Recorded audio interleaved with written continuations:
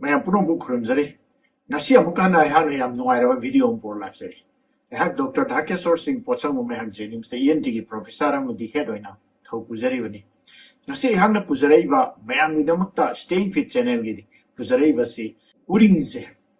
karam haini yumda ithanta care logo da ya uring thungasi am nungai te go maroina angang oi ngai na hawri ngai yam thungalik adu masi sahi amada adum hekta isagi sahi amada dum hekta tawbi ai habdi ahal warasu miyai warasu angang warasu dum tawbo podam adu yam nungai te mase maida yam dak laiba yengbda nungai tawa mai se sit nanda ba na suki matik masi yam nungai jada ba mayam am yawi ni sing ko aduna masi matang na kari tawdage yam simple step kharai hang pijage masi si kari gidam to no har kan knowledge is power habdi kari ko mai khoina state pijari ba asigi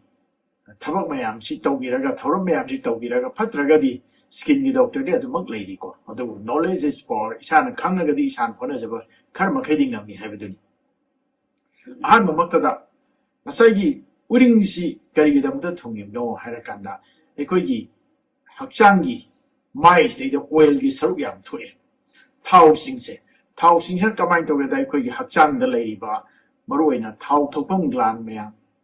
asi shabab maina ma puthoi moisi yamni excessive shabab puthor pa yam ka hena tholok pa nang launa thauchi mare kana tholok pa maroina hormone gi effect gi ko aduna maroina nupa su nupi su khoi gi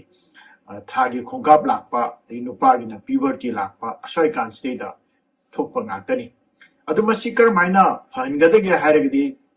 khoi mai si care loba sai thorek me am si lok thokpa aduga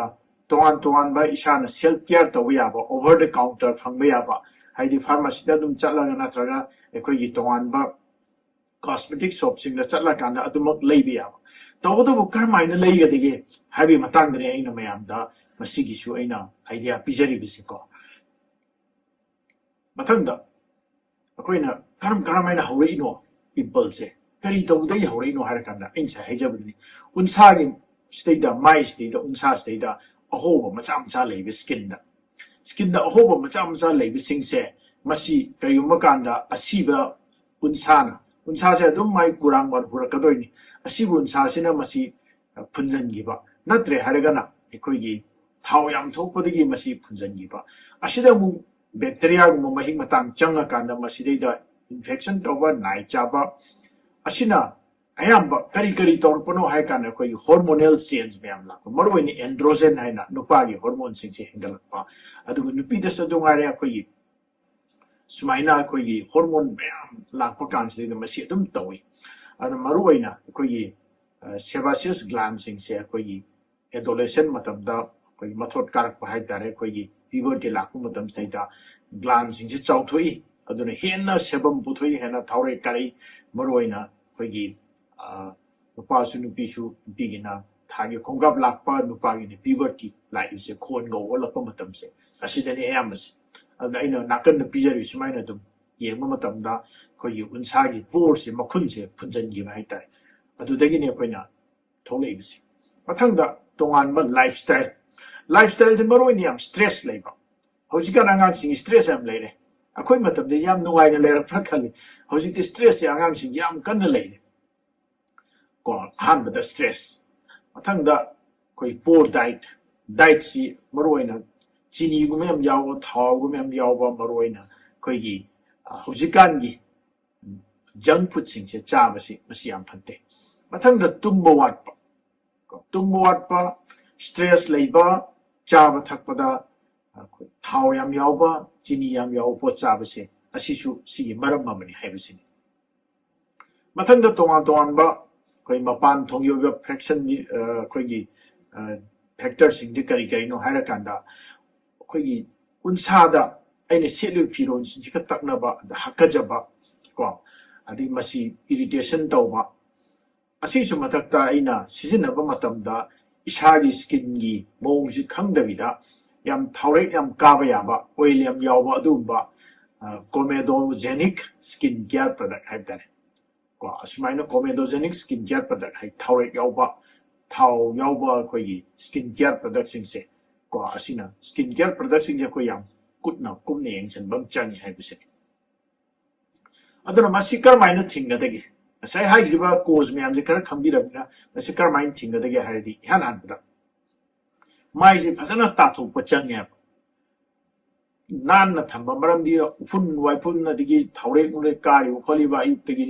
ꯅꯨꯡꯗꯥꯡꯋꯥꯏꯔꯝ ꯐꯥꯎꯕ ꯆꯠꯄ ꯑꯌꯨꯛ ꯉꯟꯇꯥ ꯅꯨꯡꯗꯥꯡ ꯇꯨꯝꯃꯨꯔ ꯍꯧꯒꯠꯂꯛꯄ ꯀꯥꯟꯁꯤꯗ ꯊꯥꯎꯔꯦꯛ ꯀꯥꯔꯝꯕ ꯃꯥꯏꯗ ꯑꯁꯤ ꯆꯥꯝꯊꯣꯛꯄ ꯆꯪꯉꯦꯕ ꯑꯁꯤ ꯆꯥꯝꯊꯣꯛꯄ ꯀꯥꯟꯗ ꯀꯔꯝꯍꯥꯏꯅ ꯇꯧꯗꯒꯦ ꯍꯥꯏ ꯀꯥꯟꯗ ꯌꯥꯝꯗ꯭ꯔꯕꯗ ꯑꯩꯈꯣꯏꯒꯤ ꯌꯥꯝ ꯀꯟꯅ ꯍꯨꯃꯥꯡ ꯁꯧꯒꯠꯂꯗꯤ ꯅꯣꯡꯃꯗ ꯈꯔ ꯇꯣꯏꯅ ꯆꯥꯝꯕ ꯌꯥꯏ ꯑꯗꯨꯕꯨ ꯌꯥꯝꯗ꯭ꯔꯕꯗ ꯑꯌꯨꯛꯇ ꯑꯃꯨꯛ ꯅꯨꯡꯗꯥꯡꯋꯥꯏꯔꯝꯗ ꯑꯃꯨꯛꯇꯤ ꯁꯣꯏꯗꯅ ꯆꯥꯝꯒꯗꯕꯅꯤ ꯍꯥꯏꯕꯁꯤꯅꯤ ꯃꯔꯨꯑꯣꯏꯅ ꯇꯨꯝꯃꯝꯗꯥꯏꯒꯨꯝꯕ ꯅꯨꯡꯗꯥꯡꯋꯥꯏꯔꯝꯒꯨꯝꯕ ꯅꯠꯇ꯭ꯔꯒ ꯑꯌꯨꯛꯇ ꯑꯅꯤꯁꯤꯡꯗꯤ ꯁꯣꯏꯗꯅ ꯆꯥꯝꯕꯤꯒꯗꯕꯅꯤ ꯃꯔꯨꯑꯣꯏꯅ ꯑꯩꯈꯣꯏꯒꯤ ꯊꯥꯎꯔꯦꯛ ꯌꯥꯎꯗꯕ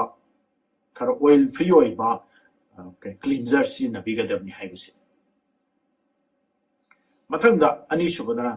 ꯄ꯭ꯔꯗꯛꯁꯤ ꯁꯦꯂꯦꯛ ꯇꯧꯒꯗꯕ ꯑꯩꯅ ꯃꯥꯏꯗ ꯇꯩꯕ ꯄ꯭ꯔꯗꯛꯁꯤꯡꯁꯦ ꯈꯔꯗꯤ ꯇꯩꯕ ꯇꯥꯔꯦ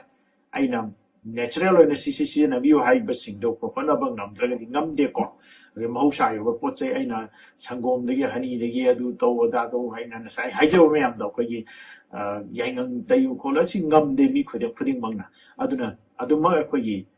ꯀꯤꯌꯥꯔ ꯄ꯭ꯔꯗꯛꯁꯤꯡꯁꯤꯗꯩꯗ ꯐꯦꯁꯤꯌꯦꯜ ꯀꯤꯌꯥꯔꯁꯤꯡ ꯑꯗꯨꯝ ꯆꯠꯂꯤ ꯑꯗꯨ ꯈ꯭ꯋꯥꯏꯗꯒꯤ ꯃꯔꯨꯑꯣꯏꯕꯗꯤ ꯅꯟ ꯀꯣꯃꯦꯗꯣꯖꯦꯅꯤꯛ ꯅꯠꯇ꯭ꯔꯒ ꯑꯣꯏꯜ ꯐ꯭ꯔꯤ ꯑꯣꯏꯕ ꯑꯁꯤꯒꯨꯝꯕ ꯃꯦꯀꯞ ꯃꯣꯏꯆꯔꯥꯏꯖꯔ ꯁꯟꯁꯀ꯭ꯔꯤꯟ ꯁꯤꯖꯤꯟꯅꯕꯤꯒꯗꯕꯅꯤ ꯍꯥꯏꯕꯁꯤꯅꯤ ꯑꯗꯨꯗꯤ ꯀꯔꯝꯍꯥꯏꯅ ꯇꯧꯒꯦ ꯍꯥꯏꯔ ꯀꯥꯟꯗ ꯑꯩꯈꯣꯏꯅ ꯂꯩꯕ ꯃꯇꯝꯗ ꯅꯠꯇ꯭ꯔꯒ ꯑꯣꯔꯗꯔ ꯇꯧꯕ ꯃꯇꯝꯗ ꯍꯧꯖꯤꯛꯀꯥꯟꯗꯤ ꯑꯣꯟꯂꯥꯏꯟ ꯑꯣꯔꯗꯔ ꯂꯣꯏ ꯇꯧꯕ ꯌꯥꯔꯦꯀꯣ ꯑꯣꯔꯗꯔ ꯇꯧꯕ ꯀꯥꯟꯁꯤꯗ ꯑꯩꯈꯣꯏꯒꯤ ꯃꯔꯨꯑꯣꯏꯅ ꯐ꯭ꯂꯤꯞꯀꯥꯔꯠꯀꯨꯝꯕ ꯑꯗꯒꯤ ꯃꯤꯟꯇ꯭ꯔꯥꯒꯨꯝꯕ ꯃꯌꯥꯝ ꯑꯣꯔꯗꯔ ꯇꯧꯅꯕ ꯀꯥꯟꯁꯤꯗ ꯀꯔꯝꯍꯥꯏꯅ ꯇꯧꯒꯦꯗ ꯌꯦꯡꯕꯤꯒꯗꯧꯕ ꯃꯥꯏ ꯀꯨꯞꯅ ꯏꯔꯤꯕ ꯃꯌꯦꯛꯁꯤꯡꯗꯣ ꯑꯣꯏꯜ ꯐ꯭ꯔꯤ ꯑꯣꯏꯕ꯭ꯔꯥ ꯑꯣꯏꯗꯕ꯭ꯔꯥ ꯑꯣꯏꯜ ꯐ꯭ꯔꯤ ꯑꯣꯏꯕꯁꯤꯡꯗꯣ ꯁꯤꯖꯤꯟꯅꯕꯤꯌꯨ ꯍꯥꯏꯕꯅꯤ ꯃꯔꯨꯑꯣꯏꯅ ꯑꯩꯈꯣꯏꯅ ꯁꯤꯖꯤꯟꯅꯗꯣꯏꯁꯦ ꯃꯥꯏꯗ ꯇꯩꯒꯗꯧꯕ ꯀ꯭रीम ꯃꯣꯏꯆꯔꯥꯏꯖꯔ ꯁꯟꯁꯀ꯭ꯔꯤꯟ ꯁꯤꯁꯤꯡꯁꯦ ꯂꯣꯏꯅꯃꯛꯁꯦ ꯃꯁꯤ ꯑꯣꯏꯜ ꯐ꯭री ꯑꯣꯏꯕꯅ ꯐꯩ ꯃꯊꯪꯗ हाइजीन मेंटेन तौसे कमाई तौगे है कान मरुआइना माइदा याम सोपीदबा अदि उरिंग थोयन उरिंग जेक्ते मेटपीदबा उरिंग मेट पै थबसि सुक्तौ तौबिगनो हाइबिनि को उरिंग मेटलगदि कमाई तौगे दा असि हेन मागी इ होबो हेंगली इन्फ्लेमेशन हेंगली अदुगा दाग हेन तानबगी मचाक याम ओय हाइबिसिने अदुना यारि मखै माइदा सुपाई पाइबिगनो माइदा खुदसि सुथेंग थेंबिरनो हाइबिसिनि अदगी मु डाइट अमदी लाइफस्टाइल कोइनि चाबा थक्से मरुआइना बैलेंस डाइट चागदबनि बैलेंस डाइट फजन चाबियु हक्चांग साजेन तौबियु इसिंग मरांग काइना थकबियु को स्ट्रेस कुंबसी कोइ मेडिटेशन गुंबा तौदना हक्चांग साजेन तौदना स्ट्रेस लौथोपियु को अदि ब्रीदिंग एक्सरसाइज गुंबा तौरगा अदुगा कोक्सि नुंति जाइगे तुंबियु यानि मखै तोइना तुंबियु मरमदि कोक्तगी अयाम अमोर काइसि माइरोमदा तारकदौ ngaktani aduna samji फजना वाश तौबा क्लीन होइना वाश तौबा याम चंगी हाइबने समद मोछल्लगदि फत्ते मथंगदा लायेंगबदि क्रमाइन तौदगे डॉक्टर यौद्रिगि इसाना तौबिबि याबसि ओवर द काउंटर प्रोडक्ट याम लेरे मरुआइना सिदे पंजरिसि फजना खंजनबिरो बेंजोइल पेरोक्साइड यावबा प्रोडक्ट सिंग मसिना कोइ बैक्टीरिया हातोए अदि सैलिसाइलिक एसिड यावबा सैलिसाइलिक एसिड यावबा प्रोडक्ट सिंग मसी क्लींजर टोनर मॉइस्चराइजर में हम सीने विजदम यारमनी को अदगी असिगुमदा दम यारमनी माइदा तैबो क्रीम गुमदा अदु मसाई प्रोडक्ट में हम सियाम लेरे दम मार्केट आइन उच्चरीसि आइना ट्रेडमार्क से नुवाइतबि कथचबनि अदुम फंगबि आइन उच्चरीसि अदुम थीबे याबनि को मसाई संगबि आइना हाइजरिबा वेबसाइट सिंग संगबिरा कांदा सिगी प्रोडक्ट सिंग सि यावबा हार कान अदुम थो नाकंदसु एडापेलिन गनि याव एडापेलिन सि कोइ रेटिनोइड नि सी मैम से अदुमक सिनबि याय को सी मैम से कोइगी थाव गुम लौथोकनबा उनसागी डेड टिश्यू गुम डेड स्किन गुम से लौथोकनबनि मथंग दामु कोइने याद्रगदि मसी डॉक्टर मनाक चतोइ को कोइ स्किन गी डॉक्टर मनाक चला काना माने एंटीबायोटिक गुम थारकनी खरे हेन कन्न तौर कानदि को अदे माइदा तोन बलाये तौरकनी अदो खरे हेन कनबा हिदाक लांथकसिंग आइने सिदा हाइफेट उच्चरिबा नमोना असुमाइना अदुम थारकनी अदु याम काहेना खरे हेना याम सिवियर फॉर्म दा याम कुइना सांगना अदुम फत्तदना अदुम लैरबा मसिगी पिंपल सिंग अखोइगी उरिंग सिंग यसिदे डॉक्टर दा सतबियादि डॉक्टर की प्रिस्क्रिप्शन की हिदाक चादबियादि हाइबसे मथंगदा ट्रीटमेंट प्रोसीड्यूर में आप डॉक्टर सिंग ने तौबिबि याय मदुदे कोइ लेजर ट्रीटमेंट कुंबा दे केमिकल पीलिंग तौबा माइदा को अदगी कोइ पोमगा लैबा कोई सिस्ट कुंबसे असि लौथोपा माइदा तोंखला पोमा लैबा मचिंदु फुनग्रमनिना को मनुंदो पोंखला लैबसे असि लौथोपा सिन सिंग ट्रीटमेंट सिंगसे डॉक्टर सिंग तानरा तौबिगदबनि हाइबसे ꯃꯊꯪꯗ ꯃꯥꯏꯁꯤ ꯌꯥꯔꯤꯈꯩ ꯑꯩꯈꯣꯏ ꯁ꯭ꯀ꯭ꯔꯕꯔꯒꯨꯝꯕ ꯁꯤꯖꯤꯟꯅꯗꯕ ꯃꯌꯥꯝ ꯁ꯭ꯀ꯭ꯔꯕꯤꯡꯒꯨꯝꯕ ꯌꯥꯝ ꯇꯧꯅꯩꯀꯣ ꯑꯗꯣ ꯉꯁꯥꯏꯒꯤ ꯁꯨꯃꯥꯏꯅ ꯄꯤꯝꯄꯜ ꯂꯩꯕ ꯃꯤꯑꯣꯏꯁꯤꯡꯗꯗꯤ ꯎꯔꯤꯡ ꯂꯩꯕ ꯃꯤꯗꯗꯤ ꯌꯥꯔꯤꯃꯈꯩ ꯁ꯭ꯀ꯭ꯔꯕꯤꯡꯁꯤ ꯁꯤꯖꯤꯟꯅꯕꯤꯒꯅꯨ ꯍꯥꯏꯕꯅꯤ ꯁ꯭ꯀ꯭ꯔꯕꯤꯡ ꯇꯧꯔꯀꯥꯟꯗ ꯑꯩꯈꯣꯏ ꯌꯦꯡꯕꯤꯔꯣ ꯅꯥꯀꯟꯗ ꯑꯩꯅ ꯎꯟꯁꯥꯗ ꯏꯟꯐ꯭ꯂꯦꯃꯦꯁꯟ ꯇꯧꯕ ꯃꯌꯥꯝ ꯑꯃ ꯎꯠꯆꯔꯦ ꯑꯩꯈꯣꯏꯒꯤ ꯀ꯭ꯔꯣꯁ ꯁꯦꯛꯁꯟꯗ ꯍꯥꯏꯔꯤꯕ ꯁꯨꯃꯥꯏꯅ ꯎꯟꯁꯥꯗ ꯏꯟꯐꯦꯛꯁꯟ ꯇꯧꯔꯤ ꯃꯌꯥꯝꯁꯦ ꯏꯟꯐ꯭ꯂꯦꯃꯦꯁꯟ ꯃꯌꯥꯝꯁꯦ ꯁ꯭ꯀ꯭ꯔꯕ ꯇꯧꯔꯀꯥꯟꯗ ꯃꯥꯏꯗ ꯁ꯭ꯀ꯭ꯔꯕꯤꯡ ꯇꯧꯔꯀꯥꯟꯗ ꯍꯦꯟꯖꯜꯂꯦ ꯑꯗꯨꯅ इसाना सेल्फ केयर तौद इसाना चेक्सनबीगदबदी करी करीनो हायरकांदा नंबर 1 दा मॉइस्चराइज तो हाइदि नसाई माइसि ताथोपीरे कांदा ऑयल फ्री मॉइस्चराइजर मदुम बराबर सिनबियु आइसिदो उच्चरिसु ऑयल फ्री मॉइस्चराइजर नि अदु ममिंग मक्ते आइना कक्थचरे अबना सिम मयामसे अदुमक ऑनलाइन दा लैबा फंगबनी स्वाइदसु अदुमक कोइगी ब्यूटी शॉप सिंग अदुम फंगनी अनु ऑयल फ्री मॉइस्चराइजर अम सिनबिगदो माइ ताथो मतुंग मथंग सनस्क्रीन प्रोटेक्शन या मरु होय सनस्क्रीन दसु दुंगाइरे कोई यूवी रे प्रोटेक्शन सी माई एसपीएफ फैक्टर सी अराउंड अबाउट 30 प्लस हाइदि 50 गुंबा लेबिसि दुम सिनाबियु अदु मसी करमाइ तोगे हायर कांदा कोइनि यारि मखै ऑयल फ्री होय बा सिनाबियु हाइबसि मथंग दा इखोगी फरक पाइबसि मतम चंगी को नत्रा मतम चंगबनिना खरा ngaइबसु कन बताय हाइ ngasi खक्ता लायेंबा होर अस थुना फनिंग में ngasi खक्तंग तैबा होरे हिदाक से याम थुना फनिंग आ लेतना येंबा नुंजेन दंग आइतन चंगजा लग इसादा टेंशन स्ट्रेस याम लाइबसि सु फत्ते मरमदि टेंशन स्ट्रेस लेरा कांदा हेंजन लेबा उरिंग थुंबसे अदुना खितंग पेशेंट ओइबियु खितंग खांग बकन बियु हाइबसि अदुना समटाइम्स हप्ता कया संग याय फना होना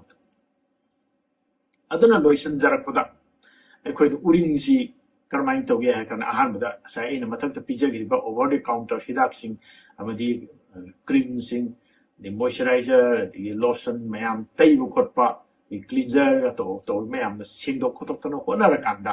आई तोन तोन बा लौगदबा कोइ इसिंग थकपा साजेन तौबा मेडिटेशन तौबा मयाम हाइरेको असि मयाम सि तौरो भाउदा फट फत्रे हाइरगदी